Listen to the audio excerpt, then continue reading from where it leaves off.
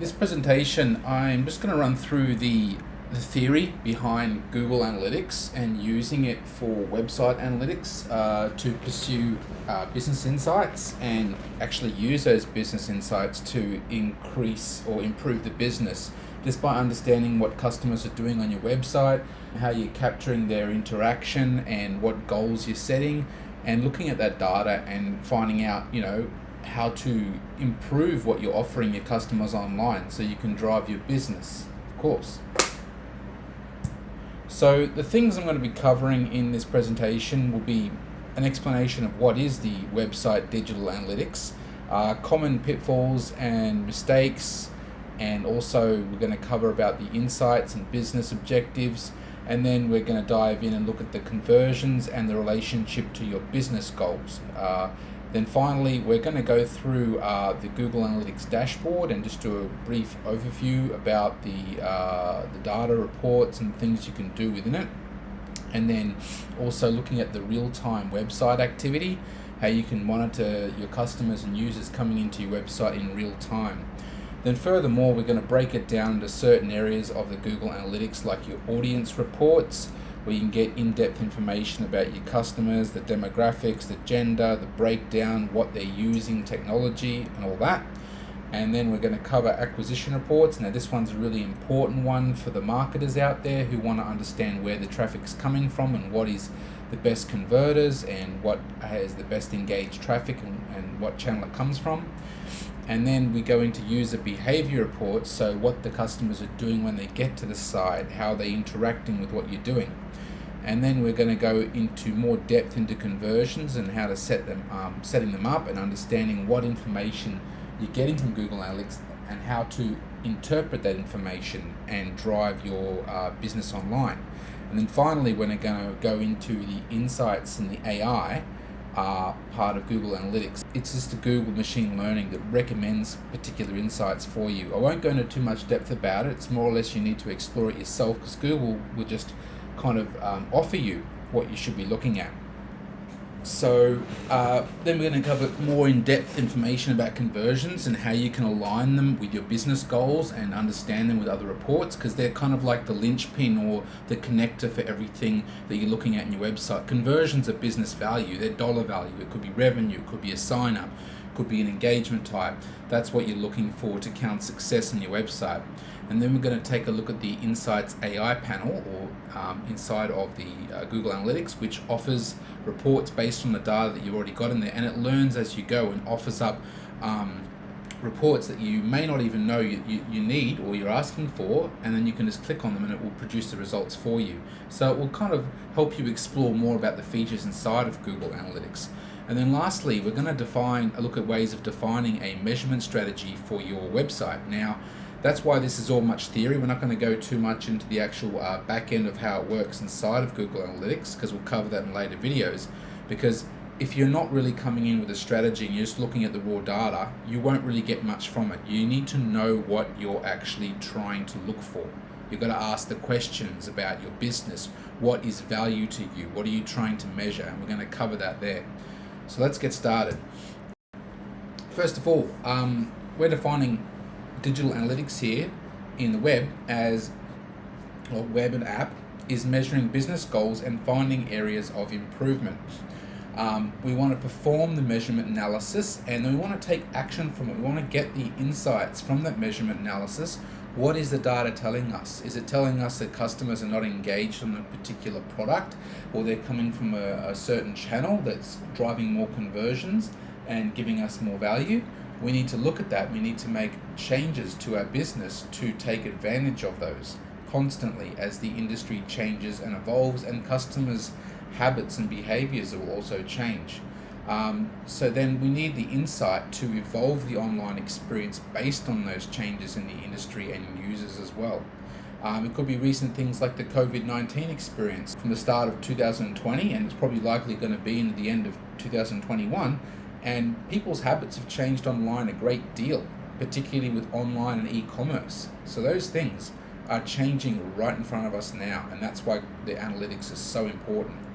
So then everything is measured in metrics and dimensions in Google Analytics. That's kind of like your building blocks for the information that comes in. So metrics is the quantitative, which is really just the measurement metrics, your percentages, your integers, your ratios, your counts, everything that is really kind of like numerical based is a metric, of course.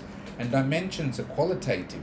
They describe the data, they can split it, you can do pivot graphs and such on it.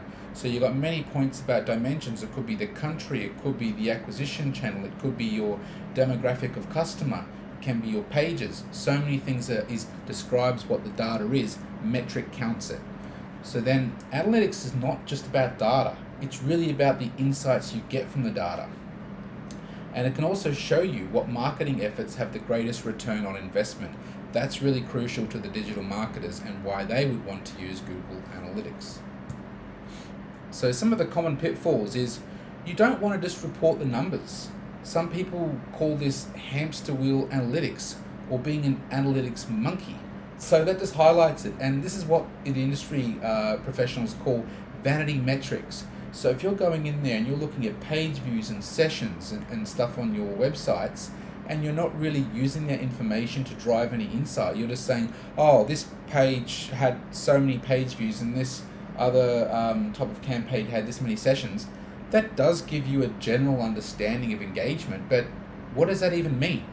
It doesn't mean anything. It's just like we call vanity metrics. It's great to put in reports, but you're not really giving recommendations based on that data. You're not telling them, oh, the bounce rate is really bad on this page, people are dropping off, let's look at why, let's do a funnel and find out where they're dropping off. That's where you actually get the insight. So numbers by themselves obviously are not that helpful. We need to associate them with a business activity or objective, and that's what we're going to cover later in this presentation. The thing is, what we need is to arm ourselves with questions. If we don't have questions, we don't know what we're looking for. So some of the questions are what to improve, where are our problem areas, why is it happening, what do we need to do to fix it. That's where the real insight comes from Google Analytics. So this is a general theory of where we're going to generate insights from your data. First of all, you're collecting the data, and then you analyze the data, and then you're getting information from the data, and you're pulling common patterns, and you're asking the questions to the data and saying what's going on, and from that you're getting the insight, and then that insight you're taking to your business, and you're going to improve your business products or your customer journey based on that insight that you've got from the data, following that stream up above. So let's start with what analytics does not do. It does and should not report people's private information. And then another one is it doesn't solve all our problems with AI and machine learning. It isn't out of the box and it starts producing wonderful reports for you. We do have the insight section, which is really good, but you don't want to rely on that. That won't really know what you're looking for. You need to drive that. And you won't find all the answers just presented to you on a dish. You need to go and find all that. So what analytics does do, it provides the metrics and dimensions on visitor hits and sessions. And all the metrics and types of dimensions, you get a lot of features out of the box in the Google Analytics Universal Analytics, which is Google Analytics version 3. I won't be really covering Google Analytics 4 because that's quite new, got released late last year or mid last year around there. It's still a beta, and it's very much out there to collect data on websites and mobile apps together, because now that we're moving into more of a mobile environment, page views are less important because you're looking at a mobile phone, which is a screen. You're interacting with the data much differently in a mobile app. And GA4 really goes on, turns analytics on its head and stops looking at page hits and sessions and things like that, and starts looking at events on your mobile app experience. So we're going to cover events a little bit more in this screencast. But for now, I'm just going to be looking at everything I'm talking about is in reference to the Universal Analytics, or GA3. So then furthermore, Google Analytics will also provide tools to segment and filter and sort your data, and that becomes very helpful in trying to pull out and analyze the data to get insights from that. And it also will assist us to ask the right questions as well, because that's really important. I can't emphasize that enough. Sometimes you won't have the right questions to begin with. But as you dig further into the data and find out more about it, you will refine those questions and get better answers to your problems. Okay, so we're going to talk about defining a strategy for web analytics, and we're going to actually go into some frameworks at the end of the presentation, but right now we're just basically looking at a loose kind of theory behind what you're trying to do here. We'll look at the frameworks that kind of are industry standard at the end. So here we go. We have the business objectives. This is just an example of some business objectives you might have for a business. Of course, we want to do lead generation. A lot of businesses will be online doing e-commerce. That is becoming more and more prevalent. We will want to record e-commerce transactions, revenue, products being sold, all those kinds of things. Some might just be information. So did people download information or go into a funnel to sign up to something? Now we have ad views. We might be doing ad generation on our website as well. We have other custom events there, clicking on a button, going to a sign up form. Social sharing might be another one. You want to have as many social shares as you can. You might want people to subscribe to a mailing list, or you might want to funnel them into customer support. It really depends. There are going to be some very common operations here, like lead generation and e-commerce are probably going to dominate a lot of business objectives out there in the industry. So these are the kind of things you need to think about when trying to devise a measurement strategy, because you want to measure engagement, and these are common engagement types. Okay. So we're going to talk about conversions. This is really big inside of Google Analytics. Conversions are kind of like where people go. You can see the graphic over here. People convert. You get a number of people coming into the website, and a certain number of people convert and buy something. That is what is known as conversions. So they're what we should align the business KPI with. It makes sense. If you're looking at your conversion goals and you're looking at your KPIs and they're the same, it's very easy and straightforward to measure your business activity and success on the web. And so they will determine and track how well our website's performing. So when a user completes a goal, that's basically recorded in Google Analytics as a conversion. And you can set up conversion paths, conversion funnels, and you can align these conversions with other types of metrics and data inside Google Analytics to find out where most of your conversions are coming from and what kind of users are giving them to you. So we need to define those goals by the business, by the business objectives.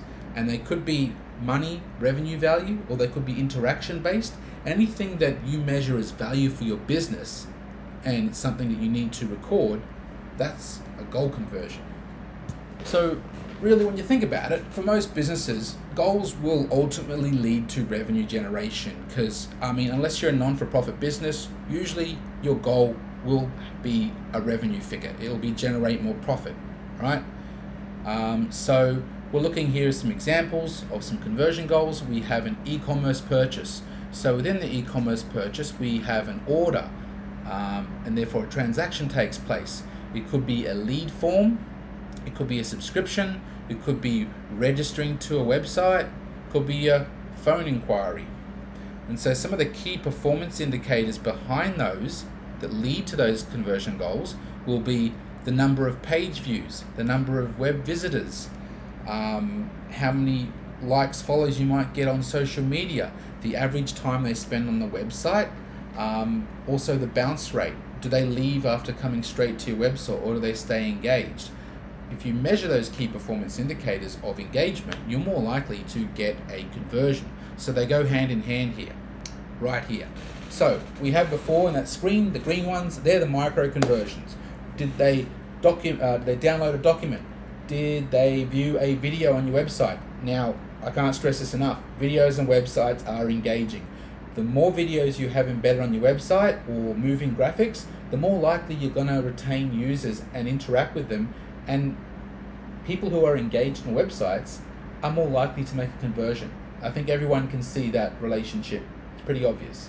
And so you're looking at how many clicks did a product get? How many page views did a certain listing get?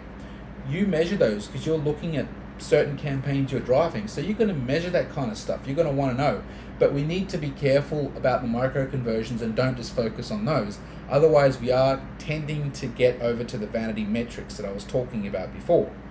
So they lead. Usually to macro conversions, so an e-commerce sale, a lead generation, a subscription, or a push through to a call center, and that may be taken offline, and you need to align the Google Analytics data with data in your CRM or another external source. So to summarize, micro conversions can be the milestones or secondary actions. They're used as indicators that lead to macro conversions and determine the level of engagement. We have an implementation cycle here about the life cycle, I suppose, between a analysis, insight, and implementation. So it's a circle, it never stops. So first of all, we audit and have the strategy, so we find out and confirm what the business goals are, what are the objectives, and how you're going to break them down to measurable KPI, and then we implement and we customize. So you set up the business units need to be set up with a custom solution and provide. You're going to need to get the information, answers to business questions. So like I said before, you need to ask the right questions. How many page hits are we getting for this campaign? Where are our users coming from? How well are they converting? And then you analyze this information. You see how well it performs, and then you push that information back into your audit and strategy, and you keep, it's a closed loop. You keep going through that.